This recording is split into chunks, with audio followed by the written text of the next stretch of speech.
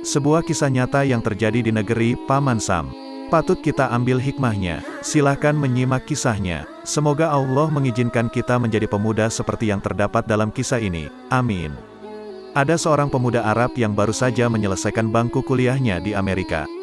Pemuda ini adalah salah seorang yang diberi nikmat oleh Allah untuk mendalami agama Islam dan mempelajarinya. Selain belajar, ia juga merupakan seorang juru dakwah Islam.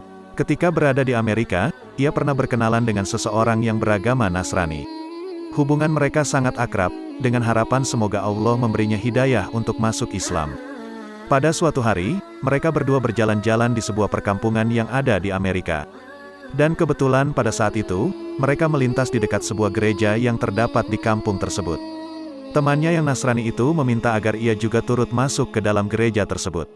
Semula ia sangat keberatan, namun karena temannya terus mendesak dan memintanya agar ikut memasuki gereja tersebut. Akhirnya pemuda muslim itu pun memenuhi permintaan temannya tersebut dan ikut masuk ke dalam gereja. Pemuda tersebut duduk di salah satu bangku dengan hening. Sebagaimana kebiasaan mereka ketika pendeta memasuki gereja adalah mereka serentak berdiri untuk memberikan hormat dan kemudian kembali duduk. Di saat itu si pendeta agak terbelalak dan terkejut ketika melihat kepada para hadirin dan berkata, "Di tengah kita ada seorang muslim. Aku harap ia keluar dari sini." Pemuda Arab itu tidak bergeming dari tempatnya.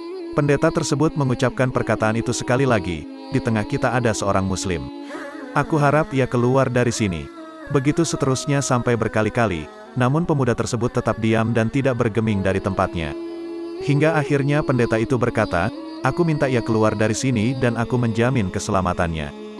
Setelah sang pendeta berbicara seperti itu, barulah pemuda tersebut bangkit dari duduknya dan beranjak keluar. Di ambang pintu, pemuda muslim tersebut berbalik dan bertanya kepada sang pendeta, "Bagaimana Anda mengetahui bahwa saya adalah seorang muslim?" "Dari tanda yang terdapat di wajahmu," jawab sang pendeta. Kemudian sang pemuda itu pun berbalik menuju pintu keluar dan berjalan dengan tenang. Namun sang pendeta melihat kesempatan itu. Ia ingin memanfaatkan keberadaan pemuda muslim di gerejanya ini untuk mengokohkan markasnya tersebut, yaitu dengan mengajaknya berdebat dan memojokkannya dengan beberapa pertanyaan yang menjebak.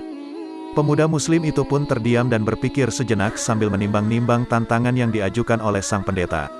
Setelah menimbang-nimbang, akhirnya ia pun menerima tantangan debat tersebut. "Aku akan mengajukan kepada Anda 22 pertanyaan dan Anda harus menjawabnya dengan tepat," kata sang pendeta mendengar kesanggupan pemuda tersebut. "Silakan," jawab sang pemuda sambil tersenyum. Sang pendeta pun mulai bertanya, "Sebutkan. 1 yang tiada duanya. 2 yang tiada tiganya. 3 yang tiada empatnya. 4 yang tiada limanya. 5 yang tiada enamnya. 6 yang tiada tujuhnya. 7 yang tiada delapannya. 8 yang tiada sembilannya. 10 sesuatu yang tidak lebih dari 10. 11 yang tiada 12-nya. 12 yang tiada 13-nya. 13 yang tiada 14-nya. 14 sesuatu yang dapat bernafas namun tidak mempunyai ruh. 15 apa yang dimaksud dengan kuburan berjalan membawa isinya. 16 siapakah yang berdusta namun masuk ke dalam surga. 17 sesuatu yang diciptakan Allah namun dia tidak menyukainya. 18 sesuatu yang diciptakan Allah dengan tanpa ayah dan ibu. 19 siapakah yang tercipta dari api, siapakah yang diazab dengan api dan siapakah yang terpelihara dari api. 20 siapakah yang tercipta dari batu, siapakah yang diazab dengan batu dan siapakah yang terpelihara dari batu. 21 sesuatu yang diciptakan Allah dan dianggap besar.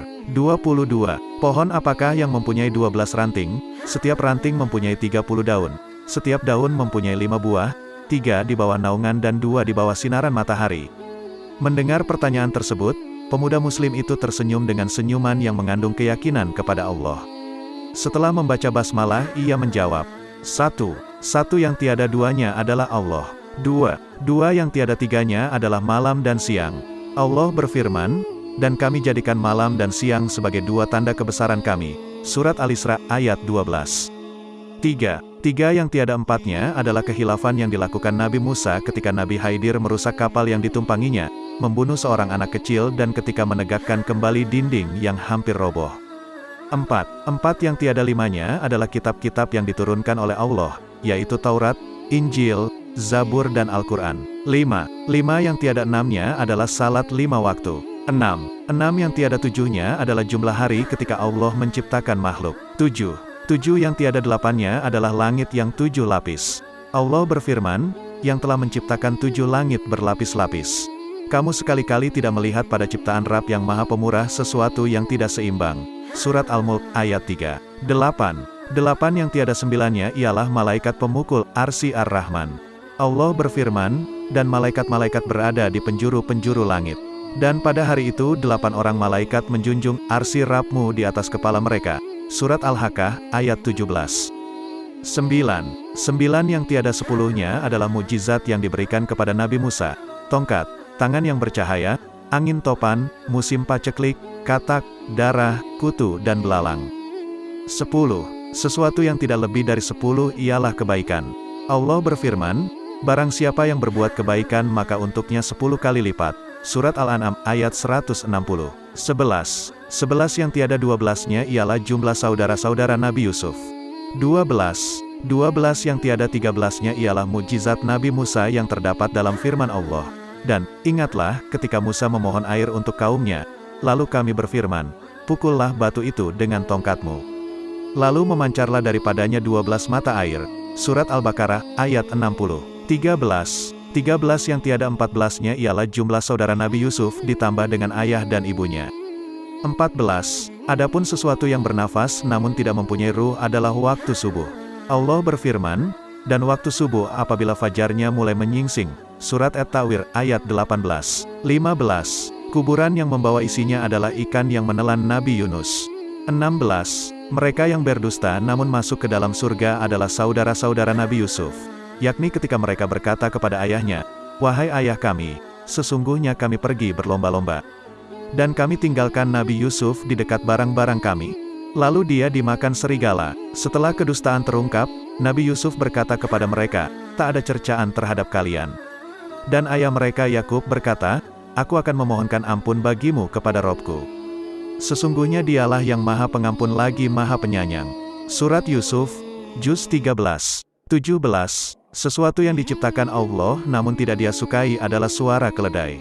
Allah berfirman, sesungguhnya sejelek-jelek suara adalah suara keledai. Surat Luqman, Juz 19. 18 makhluk yang diciptakan Allah tanpa bapa dan ibu adalah Nabi Adam, malaikat, unta Nabi Solih dan kambing Nabi Ibrahim. 19 makhluk yang diciptakan dari api adalah iblis, yang diazab dengan api ialah Abu Jahal dan yang terpelihara dari api adalah Nabi Ibrahim. Allah berfirman, wahai api, dinginlah dan selamatkan Ibrahim. Surat Al-Anbiya, Juz 69. 20 makhluk yang terbuat dari batu adalah unta Nabi Solih, yang diazab dengan batu adalah tentara bergajah Abrahah dan yang terpelihara dari batu adalah Ashabul Kahfi, penghuni gua. 21 sesuatu yang diciptakan oleh Allah dan dianggap perkara besar adalah tipu daya wanita. Sebagaimana firman Allah, sesungguhnya tipu daya kaum wanita itu sangatlah besar. Surat Yusuf, 28. 22 adapun pohon yang memiliki 12 ranting dan setiap ranting mempunyai 30 daun. Kemudian setiap daun mempunyai 5 buah, 3 di bawah teduhan dan 2 di bawah sinaran matahari. Maknanya, pohon adalah tahun, ranting adalah bulan, daun adalah hari dan buahnya adalah salat yang 5 waktu, 3 dikerjakan di malam hari dan 2 di siang hari. Mendengar jawaban sang pemuda tersebut, pendeta dan para hadirin merasa takjub. Kemudian pemuda tersebut meminta pamit dan beranjak hendak pergi. Namun setelah berjalan beberapa langkah, ia mengurungkan niatnya dan membalikkan badan menatap sang pendeta. Bolehkah aku mengajukan satu pertanyaan kepadamu? Tanya sang pemuda muslim. Silahkan, jawab sang pendeta menyetujui.